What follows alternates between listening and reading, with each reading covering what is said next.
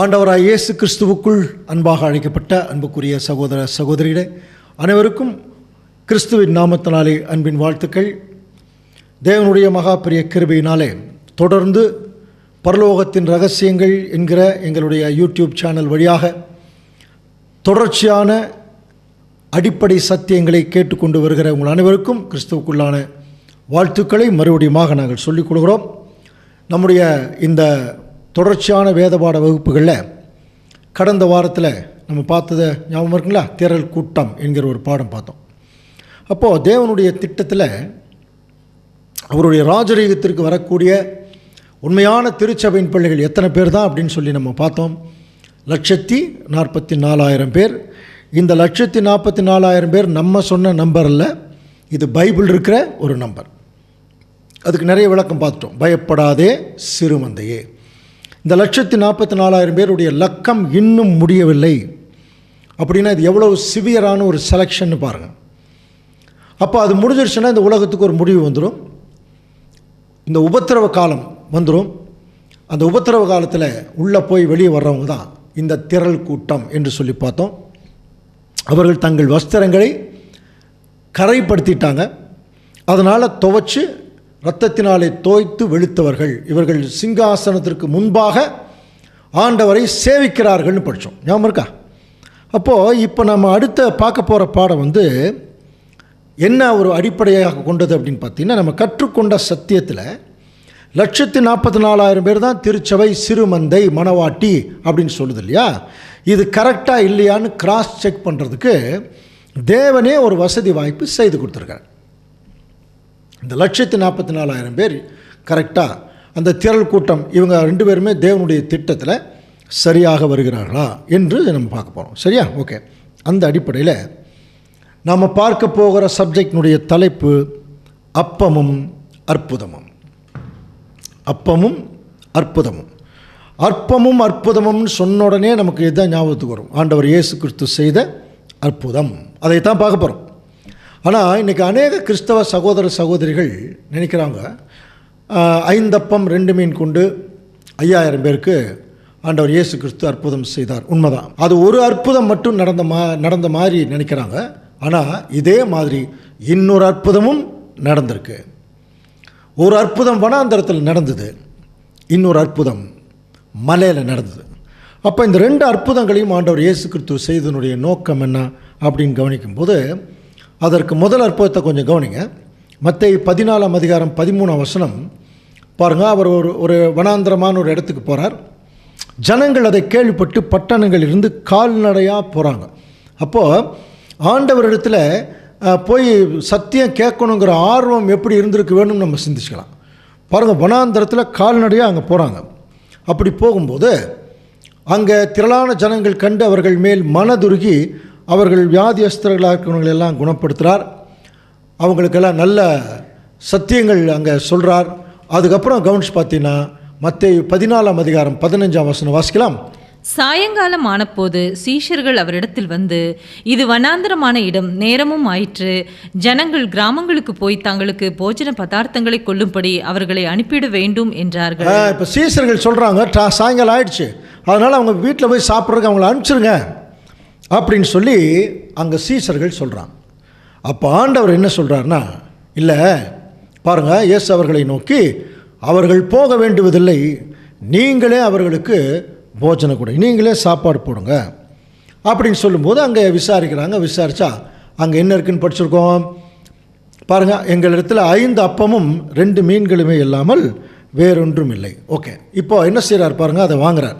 அதை என்ன இடத்துல கொண்டு வாருங்கள் அப்படின்னு சொல்லிட்டு, அப்போது பாருங்கள், அவர் ஜனங்களை புல்லின் மேல் பந்தி இருக்க கட்டளையிட்டு அந்த 5 அப்பங்களையும் 2 மீன்களையும் எடுத்து வானத்தை அண்ணாந்து பார்த்து ஆசீர்வதித்து அப்பங்களை பிட்டு சீஷர்களுக்கு கொடுத்தார்.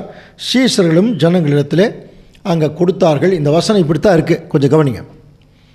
அப்பத்தை பிட்டு ஆசீர்வதித்து கொடுக்குறாரு ஜனங்கள்கிட்ட, அவங்க சீஷர்கள் கொடுக்குறாங்க. சாப்பிட்டு பாருங்கள், எல்லாரும் சாப்பிட்டு திருப்தி அடைந்தார்கள். மீதியான துணிக்கைகள் 12 கூட எடுத்தாங்களாம். இதை ரொம்ப பெரிய கேள்விகள் எல்லாம் இருக்குது அன்புக்குரிய சகோதர சூழலை கொஞ்சம் கவனிக்கலாம். 12 கூட எடுத்தாங்க. அதில் ஸ்திரீகளும் பிள்ளைகளும் தவிர சாப்பிட்ட புருஷர்கள் மட்டும் ஏறக்குறைய 5000 பேர். இதெல்லாம் பர்டிகுலராக சில கணக்குகள் கொடுக்குறார். சாப்பிட்ட புருஷர்கள் மட்டும் 5000 பேர். அப்படின்னா புருஷர்கள் மட்டும் 5000 பேர்னா அவங்களுடைய மனைவிகள், அவங்களுடைய குழந்தைகள் வந்திருப்பாங்க இல்லையா? அப்போ இவங்கெல்லாம் எத்தனை பேர் இருக்கிறதுக்கு வாய்ப்பு இருக்குது தெரியாது. ஆனால் ஒரு 10-12,000 பேர் இருக்கலாம். அப்போ டோட்டலாக நீங்கள் கவனிச்சு பாருங்கள், ஒரு 5 அப்பமும் 2 மீனும் சேர்ந்து 12,000 பேர்த்துக்கு, புருஷர்கள் மட்டும் 5,000 பேர், 12,000 பேர்த்துக்கு எப்படி சர்வ் பண்ணியிருக்க முடியும்? எந்த இடத்துல அற்புதம் நடந்தது? இது சரியாக இருக்குமா என்று சொல்லி கவனிச்சிங்கன்னா, இப்போ நமக்கே சில கல்யாணங்களுக்கெல்லாம் நீங்கள் போனீங்கன்னா ஒரு பந்தியில் 500 பேர் உட்காரலாம். ஒரு 2000 பேர் வந்தாங்கன்னா 4 பந்தி, ஒரு பந்திக்கு அரை மணி நேரம் அப்படின்னா 2 மணி நேரம். கவனிச்சு பாருங்கள். இதே ஒரு 10,000 பேர் வந்தால் ஒரு நாள் முழுதும் பரிமாறிட்டே இருக்க வேண்டியதுதான். அப்படி இருக்கிற சூழ்நிலையில் இங்கே ஒரு 10-12,000 பேர்த்துக்கு எப்படி 5 அப்பம் 2 மீன் கொண்டு பரிமாறி இருக்க முடியும்? கவனிச்சு பாருங்கள். இது ஒரு மேஜிக் மாதிரி ஏதாவது நடந்ததா அப்படிலாம் சில பேர் நினைக்கிறாங்க. ஆனால் ஒரு விஷயம் பாருங்கள், ஆண்டவர் எல்லாத்தையும் பந்தி இருக்க கட்டளையிட்டு இப்போ எல்லாரையும் உட்கார வச்சிட்டாருன்னு வைங்களேன். இப்போ அவர் கையில் 5 அப்பம் 2 மீன் இருக்குது. 5 அப்பம் 2 மீன் எடுத்து கொடுத்துட்டாருன்னா முடிஞ்சது இல்லையா? 7 பேருக்கு கொடுத்து முடிஞ்சிடணும். அதுக்கப்புறம் அங்கே இருக்காது இல்லையா? ஆனால் என்ன ஆயிருக்குன்னா, எல்லாரும் திருப்தி அடைகிறாங்கன்னா எப்படி? அத்தனை பேர்த்துக்கு கொடுக்குறதுக்கு எப்படி கிடச்சிது? எப்படி இருந்தது? இந்த அற்புதம் எப்படி நடந்தது? அப்படின்னா எவ்வளோ நேரம் பிடிச்சிருக்குன்னு சொல்லி பாருங்கள். ஒரு 12,000 பேர் 15,000 பேர்த்துக்கு அங்கே பரிமாறுறதுன்னா எப்படி பரிமாறுறது? இவைகளெல்லாம் பெரிய கேள்விகள். அப்புறம் அத்தனை பேர் உட்காரும்போது இயேசு கிறிஸ்துவுடைய அந்தக்கெல்லாம் மைக்கு கிடையாது, ஆம்பிளிஃபையர் கிடையாது. அப்படின்னா எப்படி அவர் பேசியிருப்பார்? அவருடைய வார்த்தைகள் எப்படி அந்த ஜனங்களிடத்தில் போயிருக்க வேணும்? நிறைய கேள்விகள். இந்த கேள்விகளுக்கெல்லாம் ஓரளவுக்கு சில பேர் பதில் சொல்ல ஆரம்பிச்சிட்டாங்க. அது ஒரு வனாந்தரத்துக்கு போயிட்டால் ரொம்ப அமைதியாக இருக்கும். அப்போது எந்த இடத்துல எக்கோ அதிகமாக இருக்குதோ அந்த பக்கம் கிறிஸ்து உட்கார்ந்துருப்பார். இப்போ எல்லா ஜனங்களும் அவர் பேசும்போது அந்த எக்கோவில் இந்த சவுண்ட் எல்லாருக்கும் போயிருக்கும் அப்படிங்கிற மாதிரி சில பேர் ஃபீல் பண்ணுறாங்க. ஆனால் எந்த அளவுக்கு அது உண்மைங்கிறதெல்லாம் நமக்கு தெரியாது. ஆனால் இப்போ நமக்கு தேவை இந்த அற்புதம் எப்படி நடந்தது அதுதான் தெரியணும். இப்போ 5 பேர் 5 அப்பம் 2 மீன்னா 7 பேருக்கு முடிஞ்சிருக்கும் இல்லையா? அப்போது பந்தி இருக்க கட்லிட்டார், எல்லாரும் சாப்பிட்டாங்கன்னா இந்த அற்புதம் எப்படி நடந்தது பாருங்கள். இந்த படத்தையெல்லாம் பார்க்கும்போது நிறைய அப்பம் இருந்தால் எல்லாத்துக்கும் எடுத்து கொடுத்துட்ருக்கலாம். வெறும் 5 அப்பம் 2 மீனை எப்படி கொடுக்குறது? அப்போ இந்த மாதிரி ரவுண்டாக உட்கார வச்சுருந்தா எப்படி பரிமாறி இருக்க முடியும்? கவனிக்கிறீங்களா? அப்படின்னா அவர் பந்தி இருக்க கட்டளையிட்டார். படிக்கிறோம் இல்லையா? எப்படி பந்தி இருக்க கட்டளையிட்டார்னா பாருங்கள், இந்த மாதிரி வரிசையாக உட்கார வச்சான். உட்கார வச்சு இப்போது பரிமாறுறார். எப்படி பரிமாறுறார்? என்ன சொல்கிறார்? நீங்களே பரிமாறுங்கன்னு சொல்லிவிட்டு இப்போது அந்த லைனில் ஆண்டவர் இயேசு கிறிஸ்து கையில் இந்த 5 அப்பம் 2 மீன் இருக்குது. அவர் ஆசீர்வதித்து முதல்ல யாருக்கு கொடுத்தாருன்னு படிக்கிறோம்? சீஷர்களுக்கு. இப்போ இந்த பந்தி எப்படி தெரியுமா போயிருக்கு வேணும்? கவனிங்க, லைனாக இந்த பந்தியில் 10,000 பேர்த்துக்கு தனியாக கொண்டு போய் அப்போ அந்த 12 சீசர்களும் கொடுத்தாங்கன்னா அதுக்கே ரொம்ப நாள் ஆகும் இல்லையா? ஆனால் இந்த பந்தி எப்படி பரிமாறி இருக்க வேணும் அப்படின்னு பார்த்தீங்கன்னா, அந்த ஜனங்கள் எல்லாம் வரிசையாக பந்தி இருக்கட்லிட்டு இப்போ இந்த அற்புதம் எங்கே நடக்குது அப்படின்னா அப்படியே எடுத்து கொடுத்துட்டா அது 5-7 பேர்த்தோட முடிஞ்சிடும். ஆனால் அற்புதம் எங்கே ஆரம்பித்து எப்படி நடக்குதுன்னா, இயேசு கிறிஸ்து கையில் இருக்குது. அதை எடுத்து முதல்ல சீசர்களுக்கு கொடுக்குறாரு. சீசர்கள் அடுத்த லைனில் இருக்கிறவங்க கொடுக்குறாங்க. ஒவ்வொருத்தரும் அவங்களுக்கு கிடைச்சது அப்படியே பாஸ் பண்ணிகிட்டே இருக்காங்க.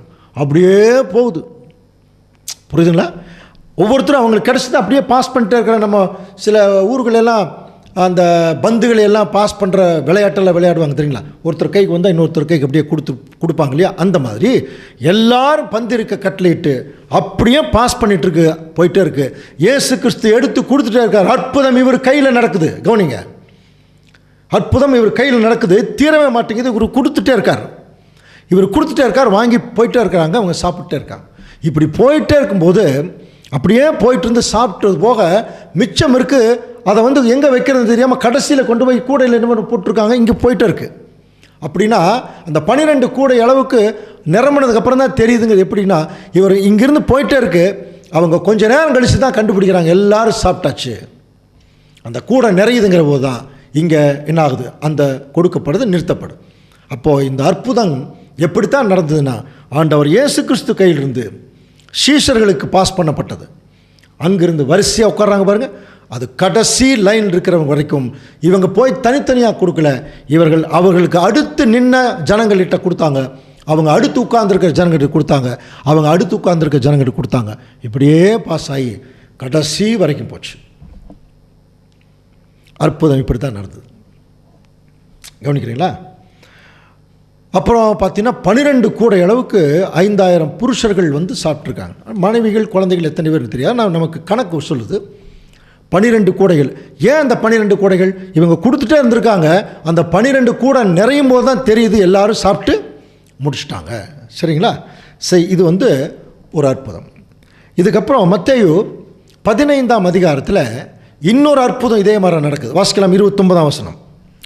இயேசு அவ்விடம் விட்டு புறப்பட்டு கலிலேயா கடலருகே வந்து ஒரு மலையின் மேல் ஏறி அங்கே உட்கார்ந்தார். இப்போ ஒரு மலைக்கு போகிறார். கவனிங்க, முதல் வனாந்தரத்துக்கு போனார், அப்பவும் ஜனங்கள் போனாங்க.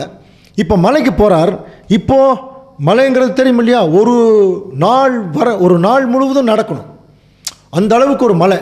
அப்படிப்பட்ட மலைக்கு இப்போ ஆண்டவர் இயேசு கிறிஸ்து போகும்போது இதில் என்ன ஆச்சரியம் பாருங்கள்.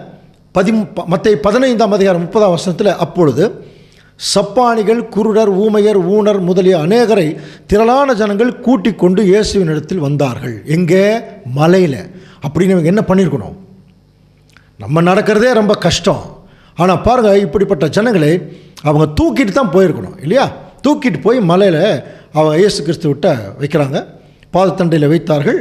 அவர் அவர்களை சொஸ்தப்படுத்துகிறார். அதுக்கடுத்து நம்ம கவனிக்கும்போது ஊமையர் பேசுகிறதையும், ஊனர் சொஸ்தம் அடைகிறதையும், சப்பானிகள் நடக்கிறதையும், குருடர் பார்க்கிறதையும் ஜனங்கள் கண்டு ஆச்சரியப்பட்டு தேவனை மகிமைப்படுத்தினார்கள். இப்போ நடக்கிற விஷயம் பாருங்கள். முதல் அற்புதத்தில் சாயங்காலம் ஆயிடுச்சு, அவங்க சாப்பிட்றதுக்கு ஒன்றும் இல்லை, நீங்கள் எல்லாத்தையும் வீட்டுக்கு போக சொல்லுங்கன்னு சீசர்கள் சொல்லும்போது ஆண்டவர் இயேசு கிறிஸ்து சொல்கிறார், இல்லை நீங்களே அவங்களுக்கு பரிமாறுங்க. அப்போ இருக்கிறத வச்சு இயேசு கிறிஸ்து இந்த அற்புதத்தை செய்துட்டார். இப்போ 2வது முறை ஆண்டவரே பரிதவிக்கிறார். பாருங்கள், மத்தேயு 15:32 வாசிக்கலாம். பின்பு இயேசு தம்முடைய சீஷர்களை அழைத்து ஜனங்களுக்காக பரிதபிக்கிறேன். பார்த்தீங்களா, ஜனங்களுக்காக இப்போ இவரே முன்னாடி வந்துட்டார், ஜனங்களுக்காக பரிதவிக்கிறேன். இவர்கள் என்னிடத்தில் 3 நாள் தங்கியிருந்து சாப்பிட ஒன்றுமில்லாதிருக்கிறார்கள். கவனிக்கிறீங்களா அன்புக்குரிய சகோதர சகோதரியை? கவனிங்க, அந்த காலத்திலேயே ஆண்டவர் இயேசு கிறிஸ்துடைய போதகத்தை கேட்கறதுக்கு மலைக்கு மேலே ஏறதே ஒரு நாள் பிரயாணம். அதுக்கப்புறம் அவர் சொல்கிற பாருங்க, 3 நாள் எங்கிட்ட தங்கியிருக்காங்க, சாப்பிட்றதுக்கு ஒன்றும் இல்லை. எப்படி புரிஞ்சுக்க வேணும்? கொஞ்சம் எடுத்துகிட்டு வந்திருக்கலாம், கொஞ்சம் சாப்பிட்ருக்கலாம், தீர்ந்து போயிருக்கும் இல்லையா? அந்த மாதிரி தான் நம்ம புரிஞ்சுக்கலாம். 3 நாளுமே சாப்பிடாமல் இருந்தாங்க அப்படிங்கிறது தெரியல. ஆனால் சொல்கிறார் ஆண்டவர் வந்து பாருங்கள், இந்த 3 நாள் தங்கியிருந்து சாப்பிட ஒன்றுமில்லாது இருக்கிறார்கள், இவர்களை பட்டினியாக அனுப்புறதுக்கு எனக்கு மனசில்லை. வழியில் என்ன ஆயிடுவாங்க, சோர்ந்து போயிடுவாங்களே அப்படின்ட்டு. இப்போ ஆண்டவர் சொல்கிறார், உங்கள் இடத்துல எத்தனை அப்பம் இருக்குது, எத்தனை அப்பங்கள் உண்டு என்று கேட்டார்கள். அதற்கு 2வது முறை அந்த அற்புதத்தில் அவர்கள் என்ன சொல்கிறாங்கன்னா, அவர்கள் 7 அப்பங்களும் சில சிறு மீன்களும் உண்டு என்றார்கள். மறுபடியும் வனாந்தரத்தில் செய்த மாதிரியே அவர்களை தரையிலே பந்தி இருக்க கட்டளையிட்டு அந்த 7 அப்பங்களையும் பாருங்கள், அந்த 7 மீன்களையும் ஸ்தோத்திரம் பண்ணி பிட்டு அதே மாதிரி தான் தம்முடைய சீஷர்களுக்கு கொடுக்குறார். சீஷர்கள் ஜனங்களுக்கு பரிமாறினோன்னு எல்லாரும் சாப்பிட்டு திருப்தி அடைந்தார்கள். மீதியான துணிக்கைகளை எத்தனை கூட நிரப்பிருக்கிறாங்க? 7 கூடைகளை எடுத்தார். அப்படின்னா 2வது முறை 7 கூடை நிறையிற வரைக்கும் கொடுத்துட்டே இருந்திருக்கிறாங்க. அதுக்கப்புறம் தான் தெரிஞ்சிருக்குது எல்லோரும் சாப்பிட்டாச்சு. அற்புதம் எங்கே நிகழ்ந்தது? ஆண்டவர் இயேசு கிறிஸ்துடைய கையில் எடுத்து கொடுத்துட்டே இருக்கிறார். அது குறையவே இல்லை. அவருடைய கையிலிருந்து போன அப்பமும் மீனும் குறையவே இல்லை. சீஷர்கள் அதை பாஸ் பண்ணிகிட்டே இருக்காங்க. அப்போது 2வது முறை பார்த்தீங்கன்னா இந்த ஸ்திரீகளும் பிள்ளைகளையும் தவிர சாப்பிட்ட புருஷர்கள் 4000 பேர். கவனிங்க, இந்த கணக்குகளை தேவன் ஆண்டவர் இயேசு கிறிஸ்து பர்டிகுலராக ஒரு விஷயம் இல்லாமல் சொல்லலை. முதல் அற்புதத்தில் புருஷர்கள் மட்டும் 5000 பேர் சாப்பிட்டவங்க. 2வது மலையில் நடந்த அற்புதத்தில் புருஷர்கள் மட்டும் 4000 பேர். இது ஒரு கணக்கு இருக்குது. ஸோ இப்போ சாப்பிட்டாங்க, எல்லாம் திருப்தியாகி 7 கூடைகள் நிரம்ப அங்கே எடுத்தாங்கன்னு சொல்லப்பட்டிருக்கு. இவ்வளோதான். இந்த 2 அற்புதங்களையும் ஆண்டவர் எப்படி செய்தாருங்கிறது ரொம்ப ரொம்ப முக்கியம். கவனிங்க, ரொம்ப ரொம்ப முக்கியம். அவருடைய கையில் தான், அங்கிருந்து தான் இந்த அப்பமும் மீனும் போகுது. அதுக்கடுத்தது சீசர்கள் கையில் போகுது. சீசர்களுக்கு அப்புறம் அதுக்கப்புறம் உட்கார்ந்துருக்கிறவங்க கையில் போய் அப்படியே அந்த அப்பமும் மீனும் அவங்களுக்கு அது போயிடுச்சு. இந்த 2 அற்புதங்களையும் ஆண்டவர் இயேசு கிறிஸ்து ஏன் செய்தார்? ஒரு காரணம் இருக்குது. அதுக்கு என்ன காரணங்கிறத ரோமர் 15ஆம் அதிகாரம் 4ஆம் வசனம் படிக்கலாம். தேவ வசனத்தினால் உண்டாகும் பொறுமையினாலும் ஆறுதலினாலும் நாம் நம்பிக்கை உள்ளவர்களாகும் படிக்கு முன்பு எழுதியிருக்கிறவைகளெல்லாம் நமக்கு போதனையாக எழுதியிருக்கிறது. பாருங்க, முன்பு எழுதியிருக்கிற எல்லாமே நமக்கு போதனைகள். அப்போ ஆண்டவர் இயேசு கிறிஸ்து நடந்தா ஒரு போதனை, நின்னா ஒரு போதனை, திரும்பி பார்த்தாருன்னா அதில் ஏதாவது ஒரு போதனை இருக்கும். அப்படின்னா அவர் செய்த அற்புதத்தில் போதனை இல்லாமல் இருக்குமா? அப்போ என்ன அற்புதம்? இந்த அற்புதத்தில் ரொம்ப முக்கியமானது ஃபுட்டு, உணவு. அவங்களுக்கு மெயினான சாப்பாடுங்கிறது அப்பமும் மீனும் தான். ஏன்னா அங்கே மீன் ரொம்ப ஈஸியாக கிடச்சிது இல்லையா? அப்போது அங்கே உணவு தான் ஒரு அற்புதத்தை செய்வதற்கு ஒரு காரணமாக இருந்தது. அப்போ முதல் அற்புதம் வனாந்தரத்தில் நடந்தது. இது எதற்கு அடையாளமாக இருக்குன்னு சொல்லி கவனிச்சின்னா, ஆண்டவர் இயேசு கிறிஸ்து முதல் வருகையில் வந்தபோது அவர் இப்படி ஒரு அற்புதத்தை செய்கிறாராம். டோட்டலாக உலக ஜனங்கள், அதாவது அவரை பின்பற்றக்கூடிய ஜனங்களுக்கு. ஏன்னா அவர் பின்னாடி தானே போனாங்க. இதில் நல்லா கவனிங்க, இது எல்லாருக்கும் இந்த அற்புதம் நடக்கலை. இயேசு கிறிஸ்து பின்னாடி வனாந்தரத்துக்கு போன ஒரு வகுப்பார், இயேசு கிறிஸ்துக்கு பின்னாடி மலைக்கு போன வகுப்பார். இயேசு கிறிஸ்து பின்னாடி வனாந்தரத்துக்கு போகிறதுங்கிறது, வனாந்தரங்கிறது தெரியும் இல்லையா? வனாந்தரத்தில் எந்த வசதியும் இருக்காது. அதனால தான் ஆண்டவர் இயேசு கிறிஸ்து பின்னாடி போனால் உங்களுக்கு எந்த சலுகை எதிர்பார்க்கக்கூடாது. ஒருவன் என்னை பின்பற்ற விரும்பினால் அவன் தன்னைத்தான் வெறுத்து தன் சிலுவை எடுத்துகிட்டு வரணும். அப்போ அந்த மாதிரி ஒரு அழைப்பு தான் முதல் வருகையில் நிறைய பேர் கூப்பிட்டார். அந்த வனாந்தர நிலைமைக்கு கூப்பிட்டார். கொஞ்சம் பேர் வந்தாங்க இல்லையா? அவர்களுக்கு அந்த அற்புதம் அங்கே நடந்தது. அப்போ மலையில் செய்யக்கூடிய அற்புதம் எதை குறிக்கணும்? மலைனாலே நம்ம 3ஆம் உலக சப்ஜெக்டில் பார்த்தோம் இல்லையா? இந்த மலையிலே சேனைகளின் கர்த்தர் ஒரு பெரிய விருந்து பண்ணுவார். உலக ஜனங்களுக்கு ஒரு விருந்து பண்ணுறார். இந்த மலையில் அவருடைய ராஜ்யம் மலை. அப்போ 2ஆம் வருகையில் ஆண்டவர் இயேசு கிறிஸ்து முதல் வருகையில் வந்தபோது இந்த அற்புதத்தை ஆரம்பிச்சுட்டு போனார். 2ஆம் வருகையில் வந்து இந்த அற்புதத்தை முடிக்கிறார். அப்போ அந்த 2 வருகைக்கு நடுவில் இந்த 2000 வருஷம் இருக்கு இல்லையா? இங்கே என்ன நடக்குதுன்னா, இந்த அற்புதம் இங்கே நடந்துட்டுருக்கு. கவனிக்கிறீங்களா? அப்போது ஆண்டவர் இயேசு கிறிஸ்து வனாந்தரத்தில் செய்த முதலாம் அற்புதம் கிறிஸ்துவுடைய முதல் வருகைக்கு ஒரு அடையாளமாகவும், அவர் மலையில் செய்த அற்புதம் 2ஆம் வருகைக்கு ஒரு அடையாளமாகவும் இருக்குது. அப்போ இந்த 2லையுமே முக்கியமானது அப்பமும் மீனும் தான். அப்போ இது எதை குறிக்குது அப்படின்னு பார்க்கும்போது, ஆண்டவர் இயேசு கிறிஸ்து அன்னைக்கு எப்படி அவரை தேடி வந்தவங்களுக்கு அப்பம் கொடுத்தார் இல்லையா? இந்த அப்பம் எதை குறிக்கிறதுன்னு படிச்சிருக்கிறோம். ஆண்டவரே அதுக்கு விளக்கம் கொடுக்குறார் பாருங்க. மத்தேயு 4ஆம் அதிகாரம் 4ஆம் வசனம். அவர் பிரதியுத்தரமாக, மனுஷன் அப்பத்தினாலே மாத்திரமல்ல தேவனுடைய வாயிலிருந்து புறப்படுகிற ஒவ்வொரு வார்த்தையினாலும் பிழைப்பான் என்று. இந்த அப்பம் எதற்கு அடையாளமாக இருக்குன்னா, தேவனுடைய வசனங்கள், வாக்கியங்களுக்கு அடையாளமாக இருக்கு. எரேமியா தீர்க்கதரிசி எழுதுவார். எரேமியா 15ஆம் அதிகாரம் 16ஆம் வசனம் வாசிக்கலாம். உம்முடைய வார்த்தைகள் கிடைத்த உடனே அவைகளை உட்கொண்டேன். பாருங்க, உம்முடைய வார்த்தைகள் கிடைத்த உடனே அவைகளை உட்கொண்டேன். ஸோ அன்புக்குரிய சகோதர சகோதரி, ஆண்டவர் இயேசு கிறிஸ்து முதல் வருகையில் இந்த பூமியில் வந்த உடனே அவரை தேடி வந்தவங்களுக்கு அவர் கொடுத்தது என்ன தெரியுமா? அந்த அப்பம், மீன். இதெல்லாம் எதற்கு அடையாளமாக இருக்குது என்று சொல்லி கவனிக்கும்போது, இந்த அப்பம், மீன் எல்லாம் இன்றைக்கு மனிதர்களுடைய ஆகாரம். அன்றைக்கி அவங்களுக்கு மெயின் ஃபுட்டு அதுதான்.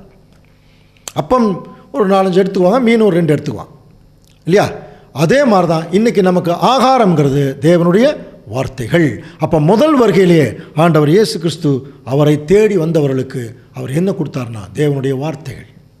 அது தாங்க டெவலப் ஆகிருக்கு. அந்த அற்புதம் எப்படி நடந்ததுன்னு பாருங்கள். அவர் கையில் தான் வார்த்தை இருந்தது.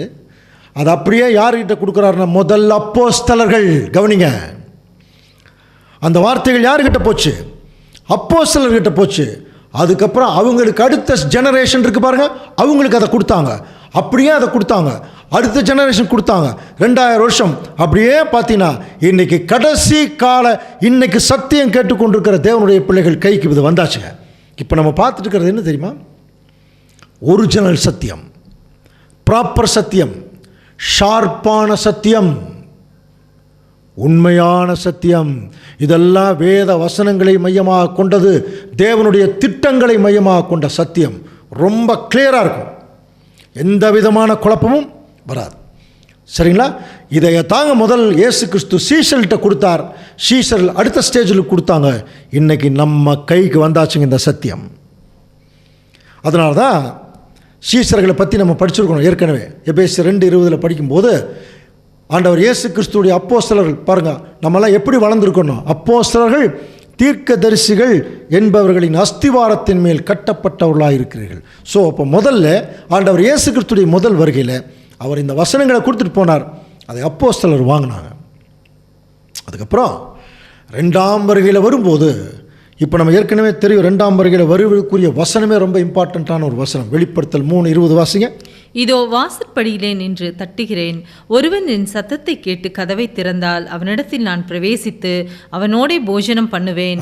பார்த்தீங்களா? வாசற்படியிலே நின்று தட்டுகிறேன். அப்போ ஆண்டவர் இயேசு கிறிஸ்துடைய 2ஆம் வருகைக்குரிய ஒரு எச்சரிப்பின் வசனம். பூமியின் வாசற்படியில் நான் தட்டுறேன்னா திரும்பி மனக்கதவை பற்றி சொல்கிறார். யார் உங்கள் மனசை திறக்கிறீங்களோ அவர்கள் மத்தியில் வந்து நான் போஜனம் பண்ணுவேன். இப்படி தான் ஒரு நாள் தன்னுடைய சீஷர்கள்கிட்ட அவர் 2ஆம் வருகையை பற்றி பேசிகிட்டு இருக்கார். என்ன பேசுகிறார் பாருங்கள். லூக்கா 12:40 அந்தபடியே நீங்கள் நினையாத நேரத்தில் மனுஷகுமாரன் வருவார், ஆகையால் நீங்களும் ஆயத்தமாயிருங்கள் என்றார். பாருங்கள், நீங்கள் நினையாத நேரத்தில் மனுஷகுமாரன் வருவார், அப்போ நீங்கள் ஆயத்தமாருங்கன்னு சொல்லும்போது பேதுரு பாருங்கள் அந்த டைமில் என்ன கேட்குறார், ஆண்டவரே இந்த உவமையை எங்களுக்கு மாத்திரம் சொல்கிறீங்களா இல்லை எல்லாருக்கும் சொல்கிறீங்களா? ரொம்ப ஞானமான கேள்வி. இது எப்படி நம்ம புரிஞ்சுக்கணும்? இப்போ நாங்கள் இருக்கோம் உங்களுக்கு சீஷர்களா, எங்களுக்கு மாத்திரம் பொருந்துமா, அல்லது எங்களுக்கு பின்னாடி நிறைய பேர் வரப்போகிறாங்க உங்களுடைய சீஷர்களா, அவங்களுக்கு சேர்ந்து இது பொருந்துமா, அல்லது அவங்களுக்கு சேர்ந்து சொல்கிறீங்களா? அதுக்கு ஆண்டவர் சொன்ன பதில் தான் நம்முடைய கவனத்தை இருக்கிற ஒரு வசனமாக இருக்குது. லூக்கா 12ஆம் அதிகாரம் பாருங்கள் 37ஆம் வசனம் வாசிக்கலாம். எஜமான் வரும்போது விழித்திருக்கிறவர்களாக காணப்படுகிற ஊழியக்காரரை பாக்கியவான்கள். அவர் அறை கட்டி கொண்டு அவர்களை பந்தியிருக்க செய்து சமீபமாய் வந்து அவர்களுக்கு ஊழியம் செய்வார். பாருங்க, அதுக்கு பதில் வேற ஒரு பக்கம் இருக்கு பாருங்க. எஜமான் வரும்போது விழித்திருக்கிறவர்களாய் காணப்படுகிற ஊழியக்காரரை பாக்கியவான். அவர் என்ன செய்யறாரு? அறை கட்டி கொண்டு அவர்களை பந்தியிருக்க செய்து. எக்ஸாக்டாக இதாங்க நடக்குது. இப்போ பாருங்க, சகோதர சகோதரி உட்கார்ந்துருக்கீங்க, அவர்களை பந்தி இருக்க செய்து சமீபமாக வந்து உங்கள் வீடுகளுக்கே வருது பாருங்கள். யூடியூப் மூலம் இந்த சத்தியங்கள் புரியுதா? வீடுகளுக்கே வந்துருச்சு. இப்போ நம்ம எங்கேயோ போய் உட்கார்ந்து கேட்ட காலமெல்லாம் போய் இந்த கொரோனா பீரியடுக்கு அப்புறம் நம்முடைய வீடுகளுக்கே இந்த சத்தியங்கள் வந்து சேருது பார். அவர் சமீபமாய் வந்து அவர்களுக்கு ஊழியம் செய்வார். கவனிக்கிறீங்களா? இதுதான் 2ஆம் வருகையில் நடக்கக்கூடிய சம்பவங்கள். அப்போ அன்புக்குரிய சகோதர சகோதரிகளை கவனிக்கிறீங்களா? டோட்டலாக இந்த 2 அற்புதங்களையும் நம்ம எடுத்து பார்க்கும்போது, இந்த 2 அற்புதத்திலையும் சாப்பிட்டவருடைய லிஸ்ட்டில் கவனிங்க, சாப்பிட்டவருடைய லிஸ்ட்டில் ஒரு குரூப்பை மட்டும் நம்பர் சொல்கிறார், ஆண்களை மட்டும் சொல்கிறார். அதுக்கு ஒரு காரணம் இருக்குது. என்ன காரணம் தெரியுமா? டோட்டலாக நம்ம எல்லாருமே திருச்சபையின் பிள்ளைகள். இதில் ஆண்களும் இருக்கிறாங்க, பெண்களும் இருக்கிறாங்க. இவங்க 2 பேர்த்தையுமே அப்போஸ்தலனாகிய பவுல் எப்படி ட்ரீட் பண்ணுறார் பாருங்க. 1 கொரிந்தியர் 16ஆம் அதிகாரம் 13ஆம் வசனம். விழித்திருங்கள், விசுவாசத்தில் நிலைத்திருங்கள், புருஷராய் இருங்கள், திடன் கொள்ளுங்கள். இந்த வசனம் வந்து புருஷராய் இருங்கள் அப்படிங்கிறது புருஷர்களுக்கு மட்டும் பொருந்துமா அப்படின்னா இல்லை. விழித்திருங்கள் இது எல்லாருக்குமே தான், ஆண்களுக்கும் பெண்கள் சகோதர சகோதரிகளுக்கு சேர்த்து தான் சொல்கிறார். விழித்திருங்கள், விசுவாசத்தில் நிலைத்திருங்கள். அதே சமயத்தில் நீங்கள் எல்லாருமே புருஷராக இருங்க. அப்படின்னா என்ன அர்த்தம்? ரொம்ப ஸ்ட்ராங்காக இருங்கன்னு அர்த்தம். புரியுதுங்களா? ஆனால் இந்த அழைப்பில் நமக்கு நல்லா தெரியும். ஏற்கனவே கலாத்தியர் 3ஆம் அதிகாரம் 28ஆம் வசனத்தில் படிச்சிருக்கிறோம். யூதன் என்றுமில்லை, கிரேக்கன் என்றுமில்லை, அடிமை என்றுமில்லை, சுயாதீனன் என்றுமில்லை, ஆண் என்றுமில்லை, பெண் என்றுமில்லை. இந்த அழைப்புக்குள்ளே ஆண் என்றுமில்லை, பெண் என்றுமில்லை. ஆனால் வந்தவங்க அத்தனை பேரும் இப்போ எப்படி இருக்கணும்? புருஷர்களாக இருக்கணும், ஸ்டெடியாக இருக்கணும். ஏன் புருஷர்களை பற்றி அங்கே சொல்கிறார் என்று சொல்லி கவனிக்கும் போது, அன்புக்குரிய சகோதர சொல்லு, மனைவிகள் புருஷர்களை பற்றி அங்கே சொல்லாமல் சாதாரண ஒரு புருஷர்கள், ஒரு பெண்கள் அப்படி எடுத்துக்கலாம். சாதாரணமாகவே பெண்கள் என்னன்னு சொல்லுவாங்க, ஒரு பலவீனமாக இருப்பாங்க சொல்லுவாங்க இல்லையா. ஆனால் புருஷர்கள் எப்படி இருப்பாங்க, கொஞ்சம் ஸ்ட்ராங்காக. அப்போ விசுவாசத்தில் திருச்சபையின் பிள்ளைகள் நீங்கள் ஆண்களாக இருந்தாலும் சரி பெண்களாக இருந்தாலும் சரி நீங்கள் எல்லாம் எப்படி இருக்கணும், ரொம்ப ஸ்ட்ராங்காக இருங்க அப்படிங்கிறது தான் அங்கே புருஷர்கள் அப்படின்னு சொல்கிறார். அப்போ தேவனுடைய ஒரு மகா பெரிய திட்டத்துக்குள்ளே கவனிக்கிறீங்களா, இந்த புருஷர்களாக ஸ்ட்ராங்காக ஸ்டெடியாக நின்னவங்க எத்தனை பேர்னா 144,000 பேர் தான். ஸோ இப்போ இதுதாங்கிறத நம்ம எப்படி புரிஞ்சுக்கலாம். ஒரு முறை ஆண்டவர் இயேசு கிறிஸ்துவை பற்றி யோவான் ஸ்நானகன் சொல்லும் பொழுது, அவர் பெருகணும் நான் சிறுகணும் அப்படின்னார். அப்போ இயேசு கிறிஸ்து ஒருத்தர் இல்லை, அவர் பெருகணுமா. கவனிக்கிறீங்களா, நம்ம ஏற்கனவே கிறிஸ்துவின் சபை சப்ஜெக்டில் படிச்சிட்டோம். இயேசு கிறிஸ்து சபையாகிய சரீரத்துக்கு கிறிஸ்து தலை, அவர் ஒருத்தராக தான் இருந்தார். கவனிக்கிறீங்களா, ஒருத்தர் தான். அப்படியே 12 சீசர்கள் வந்தாங்க. அப்படியே 12 அதனுடைய மடங்கு பார்த்தீங்கன்னா 144. 12 144. இவர்கள் 1000 வருஷ அரசாட்சியை கிறிஸ்துவோட செய்ய போகிறதுனால இதை சேர்த்துனீங்கன்னா 144,000 பேர் வரும். இது நம்ம சொன்ன நம்பர் இல்லை, இது தேவனே நிர்ணயித்த நம்பர். அதனால தான் ஏசாயா தீர்க்கதரிசி எழுதுகிறார் பாருங்க, ஏசாயா 14:24. தேவன் சொல்கிறாராம், நான் நினைத்திருக்கிறபடி நடக்கும், நான் நிர்ணயித்தபடியே நிலை நிற்கும். நான் என்ன நிர்ணயிச்சுக்கிறனோ அதுதான். அப்போ தேவன் ஆண்டவர் இயேசு கிறிஸ்துவுக்கு மனவாட்டியாக இருக்க போகிற ஜனங்களுடைய எண்ணிக்கையை தேவன் நிர்ணயித்தார். அவர்கள் புருஷர்களாக இருக்க வேணும்னு அவர் முடிவு பண்ணார், ஸ்டெடியாக இருக்கணும்னு முடிவு பண்ணார். அப்போ அந்த நிர்ணயித்த நம்பர் தான் 144,000. இது எப்படி பெருகுது, இதைத்தான் சொல்லும்போது யோவான் 3:30 அவர் பெருகவும் நான் சிறுகவும் வேண்டும் யோவான் சொல்கிறார். அப்போ கிறிஸ்து பெருகணும். எப்படி பெருகணும், ஒருத்தராக வந்தார். அப்படியே இந்த 2000 வருஷத்தில் 144,000 பேரை பெருகிட்டாங்க இல்லையா. அப்போ இது எப்படி பெருகினாங்க அப்படிங்கிறத இப்போ அவர்கள் சாப்பிட்ட உணவுலேயே கண்டுபிடிக்கலாமா. அதுதான் பைபிள் டெக்னாலஜி. கவனிக்கிறீங்களா, இப்போ பாருங்கள் நம்ம கண்டுபிடிக்கலாம். இப்போது 2 அற்புதம் நடந்தது. இந்த 2 அற்புதத்தில் பாருங்கள், அப்பம் மீன் சாப்பிட்டவங்களுடைய லிஸ்ட்டு பாருங்கள். முதல் அற்புதத்தில் 5 அப்பம் 2 மீன் சாப்பிட்டவங்க புருஷர்கள் 5000 பேர் புருஷர்கள். கவனிங்க, 2வது மலையில் நடந்த அற்புதத்தில் 7 அப்பம் சில சிறு மீன்கள் அப்படின்னு தான் நமக்கு பைபிள் இருக்குது. ஸோ இதுக்கு என்ன நம்பர்னு தெரியல. அப்போ இதுக்கு மூத்த சகோதரர்களெல்லாம் என்ன ஒரு நம்பர் கொடுத்தாங்கன்னா, சாதாரணமாகவே அப்பங்கள் அதிகமாக சாப்பிடுவாங்க, மீன் சைட் டிஷ் மாதிரி எடுத்துக்குவான். அதில் 1 or 2 தான் இருக்கும்.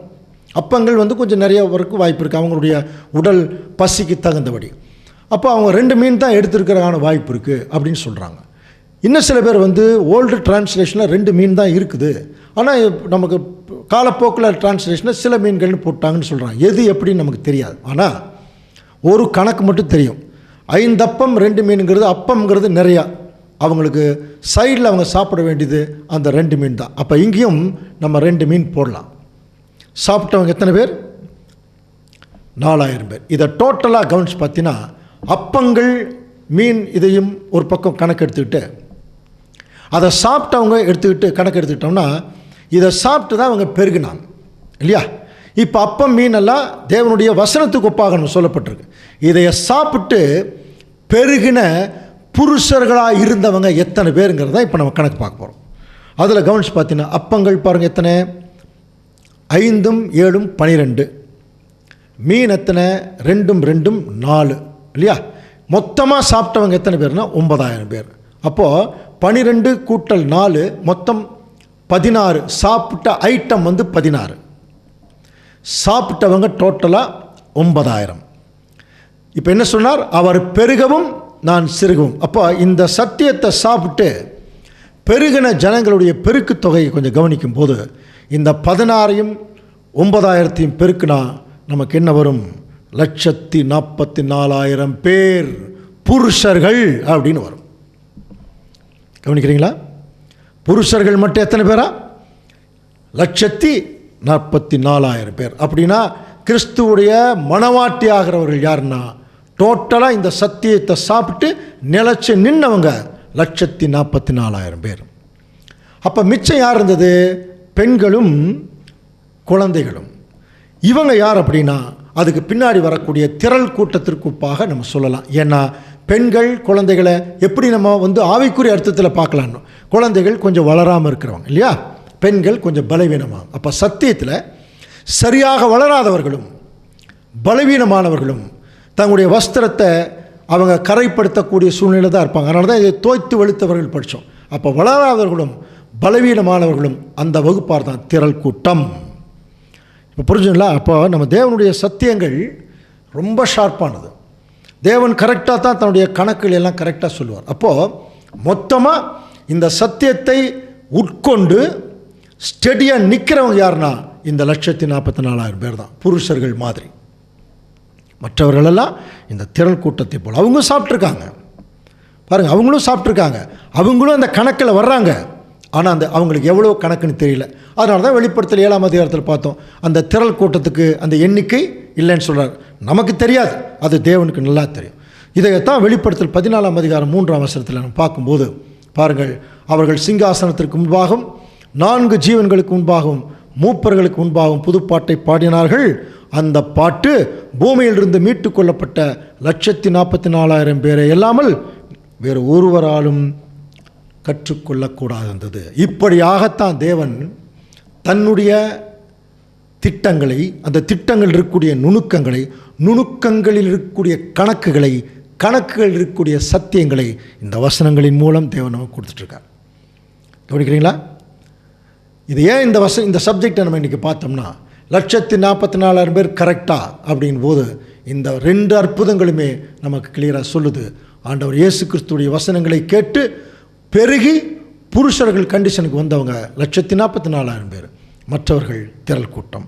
ஆகையினாலே அன்புக்குரிய சகோதரர்களே, இன்றைக்கி இந்த சப்ஜெக்டில் நமக்கு என்ன தேவன் சொல்ல வர்றாருன்னா, நமக்கு திரள் கூட்டமாக இருக்கா கூப்பிட்றாரு. நம்மளை பார்த்து என்ன சொன்னார்? இப்போ புருஷர்களாயிருங்கள் அப்படி சொன்னார் இல்லையா? அப்போ சத்தியத்தில் நம்ம ஸ்டெடியாக இருக்கணும்னா ஒரே வழி தான் இருக்குது. என்ன வழி தெரியுமா? தொடர்ந்து இந்த சேனலில் வரக்கூடிய சப்ஜெக்டை கேட்கணும். அது ஒன்று தான் வழி, வேறு வழியே கிடையாது. நாங்களும் நிறைய சபைகள், நிறைய சத்தியம் எல்லாம் பார்த்துட்டு வந்துட்டோம். எல்லாம் பார்த்ததுக்கப்புறம் இதுதான் உண்மையான சத்தியம்னு தெரிஞ்சதுக்கப்புறம் இதை விட்டு விலகிறதுக்கு வாய்ப்பே கிடையாது. அதனால் உங்களுக்கும் அந்த வாய்ப்பு தேவன் கொடுத்துருக்கார். அன்புக்குரிய சகோதர சூழலே, 2 பேர் நமக்கு சொன்ன அட்வைஸ் படி நம்ம நீ நடந்து கொள்ளலாம். ஆகையால் சகோதரரே, உங்கள் அழைப்பையும் தெரிந்து கொள்வதிலையும் உறுதியாக இருக்கும்படியாக ஜாக்கிரதையாக இருங்கள். சரிங்களா?